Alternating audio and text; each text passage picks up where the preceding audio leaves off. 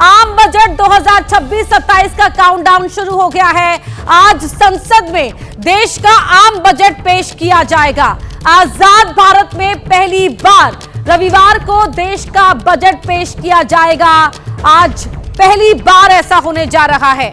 लगातार 9वीं बार देश का बजट पेश करेंगी निर्मला सीतारमण। सुबह 9 बजे राष्ट्रपति को बजट की कॉपी सौंपी जाएगी और सुबह 11 बजे लोकसभा में बजट भाषण होगा। आज बजट की वजह से शेयर बाजार भी खुला रहेगा, सामान्य ट्रेडिंग वहां पर होगी। और बड़ी खबर यह है कि आज देश का आम बजट पेश करने जा रही है निर्मला सीतारमण और सभी की निगाहें इस बजट पर टिकी हुई है। आजाद भारत में पहली बार रविवार के दिन बजट पेश किया जाएगा और इसीलिए आज बाजार भी खुला रहेगा। शेयर बाजार, सभी की निगाहें इस बजट पर है कि किस तरह से देश के आम नागरिक को इस बजट से राहत देती है सरकार। फोकस सरकार का रहेगा निवेश बढ़ाने पर और आम नागरिक की नजर रहेगी कैसे उसकी जो जेब पर बोझ लगातार बढ़ता जा रहा है वो कैसे सरकार कम करती है, किन किन सेक्टर्स में उसे राहत देती है, क्या टैक्स में कोई छूट, कोई राहत मिलती है। लगातार जो सोना चांदी का दाम बढ़ रहा है उसमें किस तरह से राहत देने के लिए सरकार कदम उठाती है।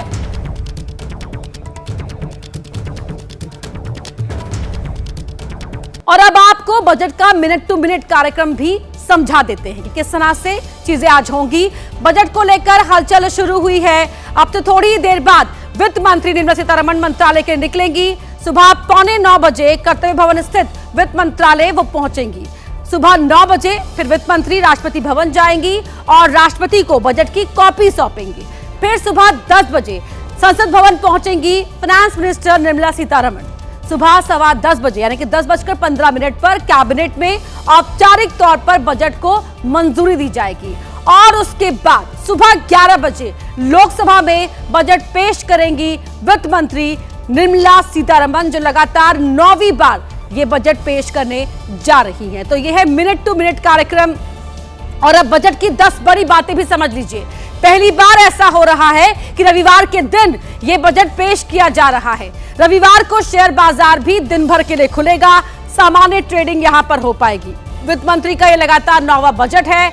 अमेरिकी टैरिफ के मुकाबले की रणनीति इस बजट में शामिल होगी। इसके अलावा 13 लाख तक की कमाई टैक्स फ्री हो सकती है, ये सूत्र बता रहे हैं।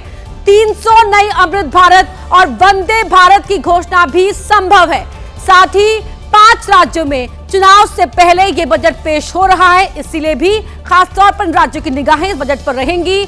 और पीएम मोदी के रिफॉर्म एक्सप्रेस के लिए बड़े सुधारों की घोषणा भी इस बजट में की जा सकती है। भविष्य की तकनीक, एआई, सेमीकंडक्टर, ग्रीन हाइड्रोजन पर इस बजट में फोकस देखने को मिलेगा। अगले साल जीडीपी 6.8 से 7.2% का अनुमान आर्थिक सर्वे में लगाया गया है। तो ये 10 बड़ी बातें हैं। किस तरह देश की प्रगति को, देश के विकास को ये बजट रफ्तार देता है वो यहां पर देखना होगा। तो स्टैंडर्ड डिडक्शन जो रहेगी वो 75,000 से बढ़ाकर 1 लाख रुपए तक करने की यहां पर उम्मीद की जा रही है। Joint income tax return file की घोषणा की जा सकती है। न्यू टैक्स रिजीम में 80D की एंट्री हो सकती है। पुराना इनकम टैक्स सिस्टम बंद हो सकता है। इसके अलावा जो 30% वाला टैक्स स्लैब बदलने की संभावना भी यहां पर लगाई जा रही है। तो साथ ही होम लोन की जो बात कर रहे हैं, होम लोन के ब्याज पर राहत की उम्मीद कर रहा है आम नागरिक। चुनावी राज्यों के लिए बहुत बड़ी घोषणा हो सकती है। साथ ही देश के किसानों के लिए किसान सम्मान निधि 6 से बढ़ाकर 9,000 रुपए भी किए जा सकते हैं, ये घोषणा भी संभव है। आयुष्मान भारत की बात की जाए तो आयुष्मान भारत में उम्र सीमा 70 से 60 की जा सकती है। 300 नई अमृत भारत और वंदे भारत की घोषणाएं संभव मानी जा रही है। टूरिज्म इंडस्ट्री के लिए बड़ी घोषणा भी हो सकती है और साथ ही चाय बागान के मजदूरों के लिए भी बड़े ऐलान इस बजट में किए जा सकते हैं। तो इसीलिए यहां पर सरकार की ओर से यह भरोसा दिलाया गया है कि इस बजट में भी आम नागरिकों का ख्याल किया जा रहा है और इस तरह से किया जा रहा है ताकि निवेश पर तो फोकस रहे ही रहे, साथ ही राहत पहुंचाने के लिए भी कदम उठाए जाए। तो विकास को किस तरह से रफ्तार दी जाएगी वो आपको बताते हैं। लक्ष्य है 2047 तक विकसित भारत बनने के लिए हर साल 8% की ग्रोथ जरूरी है। हकीकत क्या है?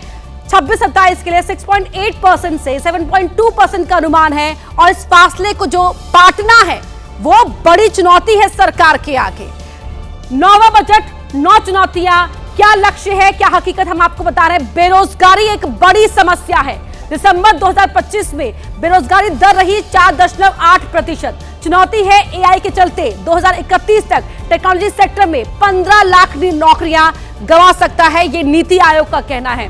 $1 की कीमत 92 रुपए करीब पहुंच चुकी है। रुपए की गिरावट की जो स्थिति है वो बता रहे हैं। असर क्या है? पिछले 10 महीनों में रुपया 6.5% गिरा है और कच्चा तेल, विदेशी सामान ऊंची कीमत पर पहुंच गया है। सोना चांदी लगातार रिकॉर्ड स्तर पर है। असर क्या है? सालाना 1 करोड़ शादियां होती है और महंगे गहनों ने मिडिल क्लास का बजट जो है वो बिगाड़ कर रख दिया है। चीन के साथ व्यापार घाटा, यह भी बड़ी चुनौती है। नुकसान, हम चीन को कम सामान बेचते हैं, उससे खरीदते ज्यादा है।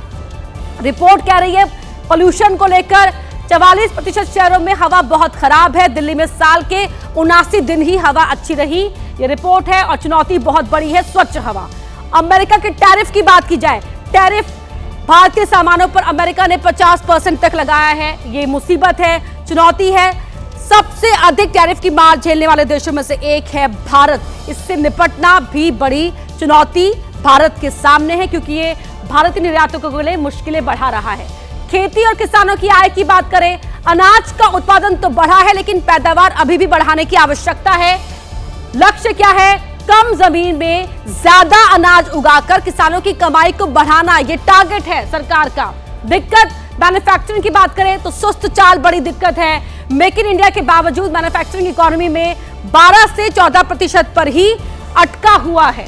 ये बड़ी चुनौतियां हैं, क्योंकि नौवां बजट है तो 9 बड़ी चुनौतियां हमने आपको बताई। क्या कुछ चैलेंजेस सरकार के सामने है। और एक और बड़ी खबर का रुख कर रहे हैं। देश के आम बजट को लेकर बोले यूपी के वित्त मंत्री, विकास को आगे ले जाने वाला ये बजट होगा। वित्त मंत्री सुरेश खन्ना का ये स्टेटमेंट सामने आया है और वो ये कह रहे हैं कि ये जो बजट आएगा, देश का आम बजट, वो देश को आगे ले जाने वाला होगा।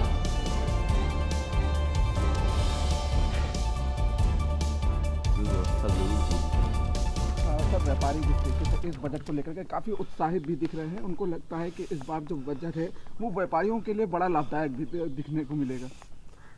देखिए, मोदी जी के नेतृत्व में ही देश चौथी अर्थव्यवस्था बना और लगातार $5 ट्रिलियन की ओर बढ़ रहा है। निश्चय ही वो सेक्टर्स जो आर्थिक स्थिति को मजबूत करें, देश के आम आदमी को राहत पहुंचाएं, इस प्रकार की व्यवस्था पहले से ही रही है।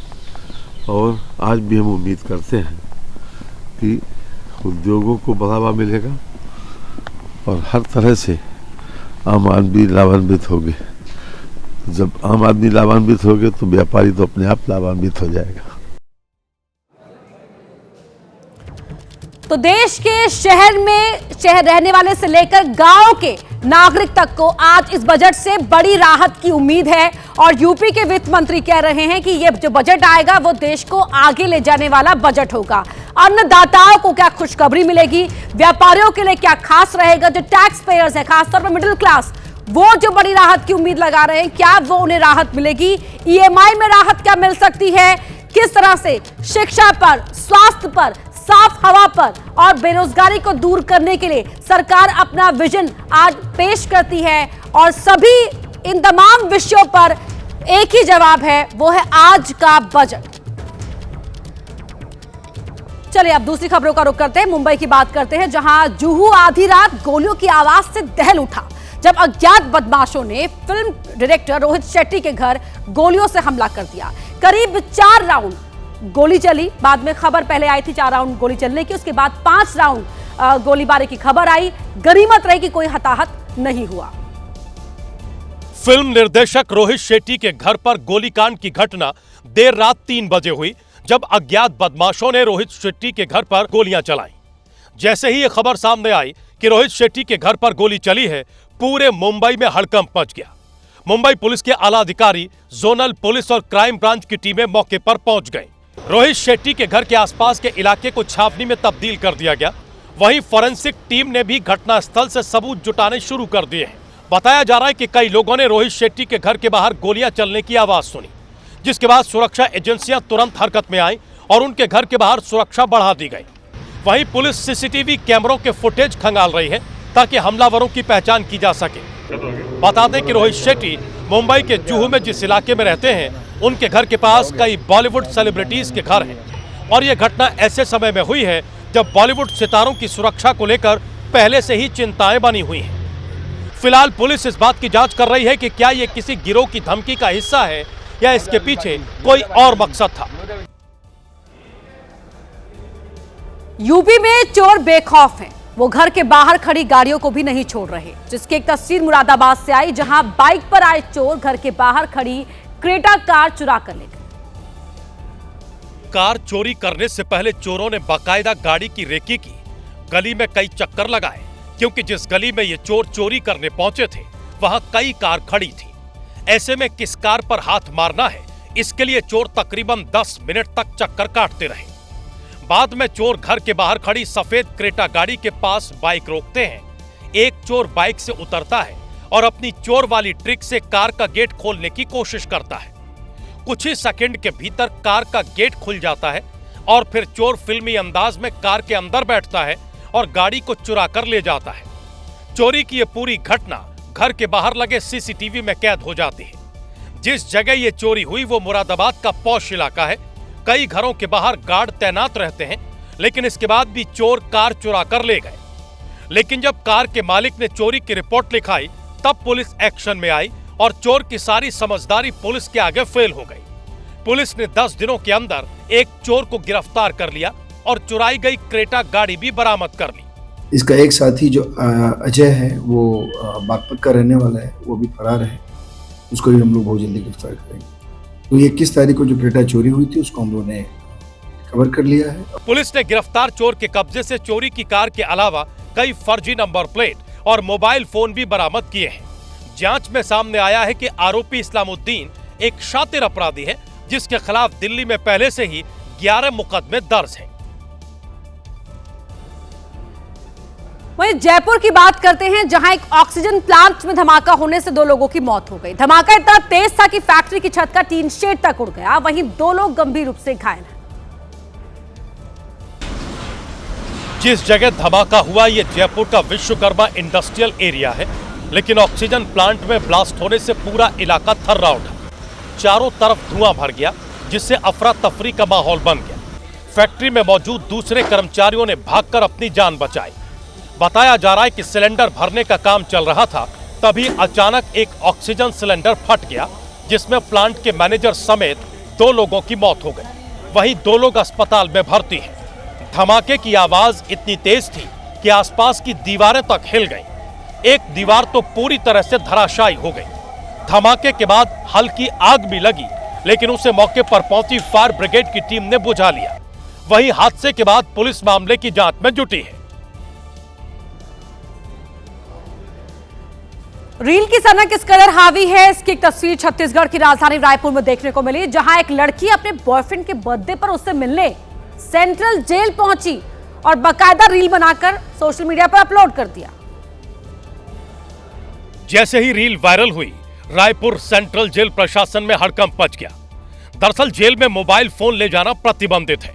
इसके बाद भी लड़की न केवल मोबाइल फोन को लेकर गई, बल्कि जेल के अंदर विजिटर्स रूम में अपने बॉयफ्रेंड से मिलने का वीडियो भी बनाया और सोशल मीडिया पर डाल दिया।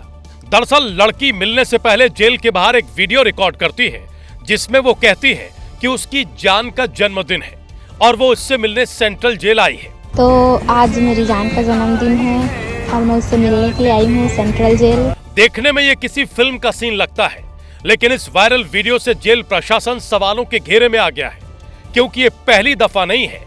इससे पहले भी रायपुर सेंट्रल जेल के अंदर के कई वीडियो सोशल मीडिया पर सामने आए हैं। हैदराबाद के राजीव गांधी हवाई अड्डे पर 9 करोड़ से ज्यादा का ड्रग्स पकड़ा गया। इसे तस्कर चेक इन बैग में छिपा कर लाए थे, लेकिन तभी डीआरआई ने उन्हें दबोच लिया। तस्कर गांजे को बड़े ही खुफिया तरीके से छिपा कर ले जा रहे थे, क्योंकि जब डीआरआई ने बैग को खोलकर देखा तो उसमें ऊपर कपड़े रखे हुए थे, जिसके नीचे खाने पीने का सामान रखा था और उसके नीचे एक कंबल रखा हुआ था। इसके बाद एक लेयर लगाई गई थी और आखिर में सिल्वर कलर की पॉली बैग में गांजा छिपा कर रखा गया था। यानी जोनल यूनिट के अधिकारी अंदर तक चेक न करते तो शायद ये तस्कर पकड़े नहीं जाते। डीआरआई ने अलग अलग बैग से कुल 27 किलो 150 ग्राम हाइड्रोपोनिक गांजा बरामद किया है, जिसकी कीमत बाजार में करीब 9.5 लाख रुपए है। ये खेप बैंकॉक से थाई एयरवेज की फ्लाइट से आए 4 भारतीय यात्रियों के चेक इन बैग में छिपाई गई थी। 4 इंटरनेशनल पैसेंजर्स और उनके 3 साथी, कुल 7 तस्करों को डीआरआई ने हिरासत में लिया है। राजस्थान के भीलवाड़ा में पुलिस ने सड़क सुरक्षा सप्ताह के तहत तेज आवाज करने वाले बाइक के साइलेंसर्स को रोड रोलर के नीचे कुचलवाकर नष्ट कर दिया। साथ ही पुलिस ने ऐसे लोगों को चेतावनी दी है जो इस तरह के साइलेंसर का इस्तेमाल अपनी गाड़ियों में करते हैं। जिले के बुलेट राजाओं पर यह एक्शन देखकर हर कोई सख्ते में आ गया। लाइन लगाकर बाइक के साइलेंसरों को रखा गया था और सड़क बनाने वाले रोलर से उसे पूरी तरह से कुचल दिया गया, जिससे कि वो किसी काम के न रहे। ये कार्रवाई एक नहीं 2 से 3 बार की गई, जिससे कि कोई चूक न रह जाए और कोई साइलेंसर छूट न जाए। आपको बता दें कि जिले में सड़क सुरक्षा सप्ताह मनाया जा रहा है और पुलिस को इस तरह की शिकायतें मिली थी कि बाइक के शौकीन लोग अपनी गाड़ियों में ऐसे साइलेंसरों का इस्तेमाल कर रहे हैं जिनसे सड़कों पर ध्वनि प्रदूषण होता है। लगभग 150 से ऊपर साइलेंसर थे और ये जो कार्रवाई है ये जारी रहेगी और अगले महीने भी ऐसा होगा। पुलिस ने चेतावनी भी दी है कि अगर इस तरह के साइलेंसरों का इस्तेमाल बंद नहीं किया गया तो आगे भी इस तरह की कार्रवाई की जाएगी। मुंबई से इस वक्त की बड़ी खबर आपको बता रहे हैं, जहां बॉलीवुड के मशहूर फिल्म डायरेक्टर और प्रोड्यूसर रोहित शेट्टी के घर के बाहर फायरिंग की गई है। रोहित शेट्टी के घर के बाहर अज्ञात हमलावरों ने 5 राउंड फायरिंग की। फायरिंग के बाद घर के आसपास पुलिस को तैनात कर दिया गया है। महाराष्ट्र पुलिस और क्राइम ब्रांच की टीम अब जांच पड़ताल में जुट गई है। ये बड़ी खबर, जुहू में रोहित शेट्टी का घर है और इस घर के बाहर ये फायरिंग की गई है। फायरिंग किसने की, क्या वजह थी, कैसे पहले कोई धमकी रोहित शेट्टी को मिली थी, अब तमाम चीजों की जांच पुलिस कर रही है। क्राइम ब्रांच की टीम भी इन्वेस्टिगेट कर रही है और अलग अलग एंगल से इस फायरिंग की जांच की जा रही है।